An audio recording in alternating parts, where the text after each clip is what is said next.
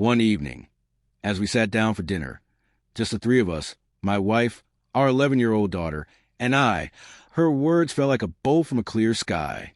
Casually, almost as if it were nothing, she said she'd be spending the next month at her ex-boyfriend's house.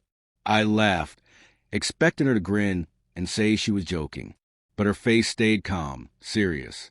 "He's going through something," she said gently. "I need to be there for him." I glanced at our daughter, her spoon frozen midair, confusion creasing her young face. I asked what she meant by being there. She told me she'd stay in his guest room, offering emotional support. She asked me not to overreact. But how could I not? This man was someone she'd once admitted still held a piece of her heart, someone she had supposedly walked away from. And now, suddenly, she felt compelled to help him, to physically be by his side. I called it inappropriate, even reckless, but she stared at me as though I were the one crossing a line. "It's compassion," she said quietly but firmly. "I've already told him I'd come." That sentence hit harder than anything else. Her promise wasn't to me or our daughter, but to him. Over the next few days, I pleaded with her to reconsider, to think of what it would do to our child. She stood firm. She packed her things, kissed our daughter lightly on the head, and walked out without a backward glance. I stood there, stunned, with our daughter clutching my arm and whispering questions I couldn't answer. When would Mommy come back? And why did she have to help another man? The days that followed were filled with hollow routines and lingering sorrow. Our daughter lost her usual sparkle, asking repeatedly about her mother.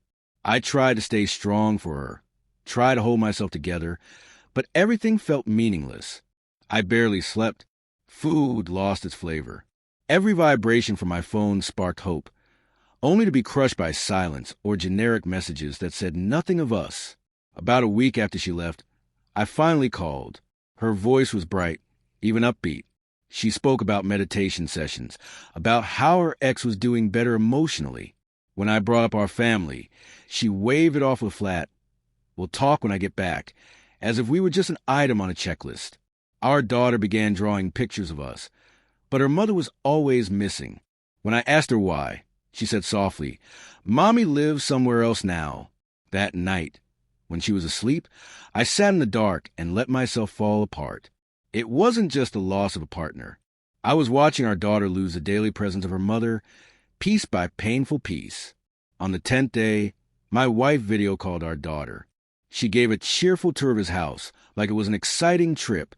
When our daughter asked if she missed her, there was a pause, a long, telling pause before the answer finally came, "Of course, honey."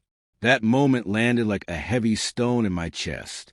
2 days later, a mutual friend mentioned seeing them hand in hand at a local cafe. I didn't call her out.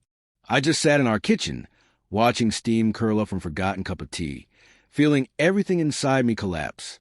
When the month ended, she came back like nothing had changed. She hugged our daughter like she'd just run a quick errand. To me, she only said, "We need to talk." I nodded. I already knew.